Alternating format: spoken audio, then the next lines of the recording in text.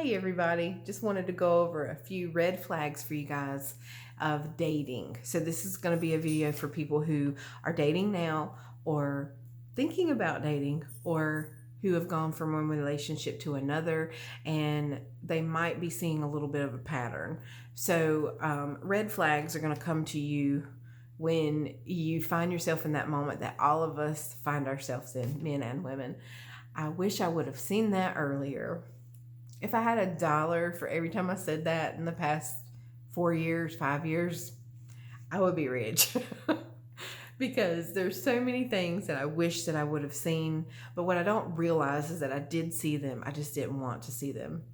Have you ever been on that first date where you're like, "Oh, yeah, that's strange, but it's okay. We're just gonna keep going." Yeah, no, you don't need to keep going. So just remember when you're on these dates or you're in this relationship, the things that you need to look for are basically showing up late. If he shows up late, makes you feeling like a fool, like you're sitting there, everybody's staring at you like, what is this girl doing sitting over here by herself? Some people feel like that. Me, I don't. I just go out and I'm like, I do stuff by myself all the time. It doesn't even bother me.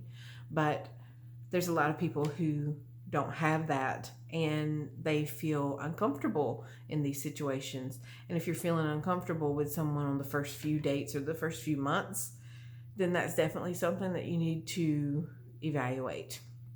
So if they're canceling plans on you, I hear this all the time. Well, he set up this date on Monday, and then by Friday he's got this excuse, and I'm like, well, we could have worked this out, and he doesn't want to work it out. Well, ladies, he's just not that into you, or guys, she's just not that into you. If someone is constantly canceling plans on you, this is a huge sign that they're not making time for you. And guess what? If they're already not making time for you in the beginning, guess what's going to happen in the end? You're going to become the low man on the list here, and they're not going to value or respect your time or your efforts to spend with them. So if you're at a restaurant and they have the wandering eyes, or they're talking about themselves only and they're not really focusing in on you, or like asking you questions, like on several first dates or first months of relationships, there should be a good question back and forth. Now, I'm not saying it should be 50 questions, although this one date that I went on was through Snapchat, which was awesome. It sounds dumb, but we played 50 questions on Snapchat, and you video yourself asking a question and then they send you the response. So to me, that felt amazing, because that is kind of a one-on-one time that you have together, and that is I don't know, it made me a little more interested in him, because we had that connection and we were going back and forth, and it was like he was asking in-depth questions, not like what's your favorite color? You come in my house, you're gonna see my favorite color, okay? It was just in depth. What would you prefer, pie or would you prefer cake? What is your favorite pie? Why do you like that? It's like good, deep, in-depth questions, and then came the future questions, of course, of where do you see yourself, and what are you looking for? And when people ask you that, a lot of men are scared of that answer from women, because nowadays, what I have noticed, men don't want to think about the future. And I'm not telling you this to bash men. I'm telling you this in all honesty. Men don't want to think about the future. They want to think about the now. And women are completely different. And we all need to understand that we all think differently from men, because men just don't. They think about physical. They think about the now. They think about what's going to benefit them. And that's just how they are. Love them to death, but they think completely separate from what we think. I have no clue what my dog is back there doing. Gator, come here. So if they are on the phone or constantly looking at their watch when messages come through, and they're constantly taking care of their messages, guess what they're doing? They're not making the connection with you. So if you do find that someone is is constantly checking their phone when they're on their date with you, that's rude, guys. And guys or girls, that's rude, that's inconsiderate. I understand if it's children or if it's a family situation, gotcha.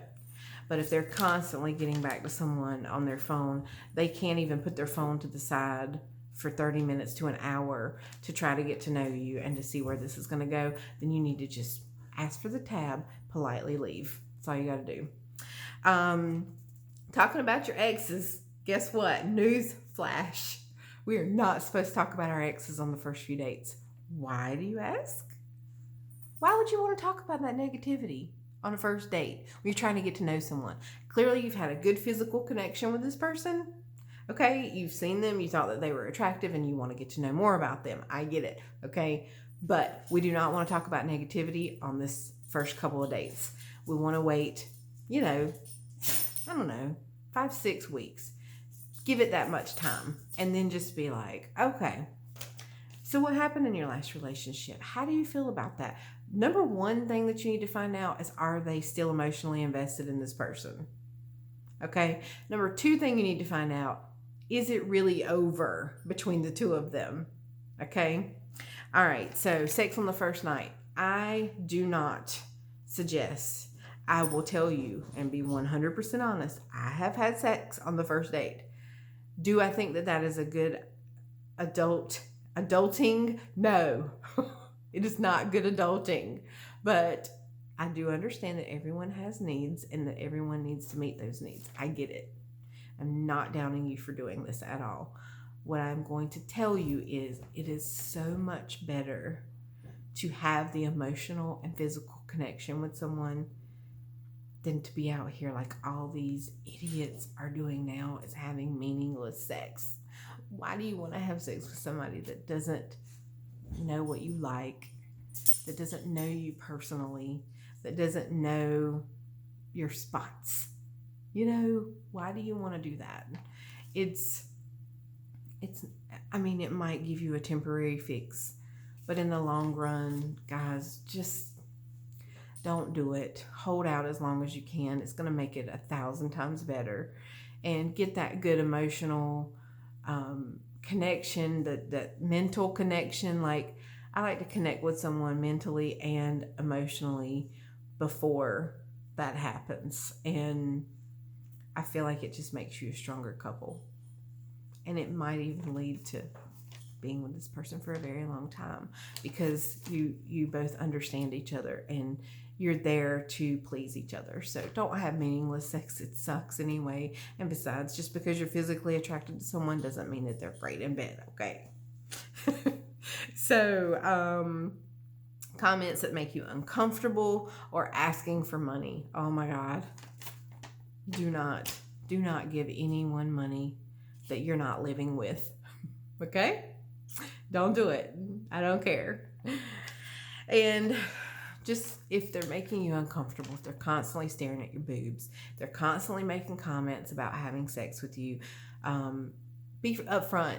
Just say, hey, I didn't come here to hop in the sack with you. I came here to see if I could get a connection with you and if we could have something. This is important to me, because obviously we're both physically attracted to each other, or I am physically attracted to you, and I would like to get to know you on a deeper level, and I do not want to have sex with you tonight. Okay? Thanks. And just move on. So if you're already in a relationship and you have a person that does these things, manipulation is horrible. And if you are in a relationship where you cannot express your feelings without being put down, if you are in a relationship where you cannot have a good, healthy debate over something, me personally, I don't like to talk about politics, because who cares? Whoever's going to win is going to win. And as long as you feel comfortable voting for this person, that's your right. And there's no need to talk about it, because it's just going to be an argument. So if you are in a relationship where you cannot have a good, healthy debate, and where you cannot express yourself emotionally without being put down or without being argued with, then you need to send them on down the road. because I've been in a relationship before where everything that I felt was a problem. And I'm like, well, I'm entitled to my own feelings. And if we're together, then it's up to you to make sure that I'm feeling emotionally safe, right? I mean, that's what relationships are, right? Why would you argue with me over something that I felt about, I don't know, this chick coming up and rubbing on you at the bar and you allowed it? That's not cool. You think a guy would come up and touch me and you're standing right beside me that I'm going to let that happen? No. I'm going to be like, you better go over there because he is going to rip your head off. So, I mean, it's all about respect. And if you feel like you're not being respected and you feel like you cannot express your feelings with someone, move forward. And watch for manipulation. Watch for like someone telling you that they're going to do something, then they don't do it, and then you find out about it and you confront them and you're like, why did you tell me that you did this and you didn't do it? Well, it's not my fault you don't believe me, and I'm sorry that you can't trust me to make an executive decision. Oh no, that is manipulation, ladies. So you cut that immediately. And baby mama drama, Lord help, I just can't. I can't deal with that. Thank the Lord that me and my ex-husband get along great. We can laugh together. We can talk about stuff. And, you know, it's a calm relationship. Thank you. Because there are so many people that don't have a calm relationship. Why? Because they're not over one another. They're still emotionally invested, and they still have bitterness. Don't harbor bitterness. Let go. Let go. This person showed you already that they're not for you. You've ended the relationship and you're trying to move forward. Why are you letting them control you? Why are you letting them talk dirty to you? Why are you letting this continue to be a problem?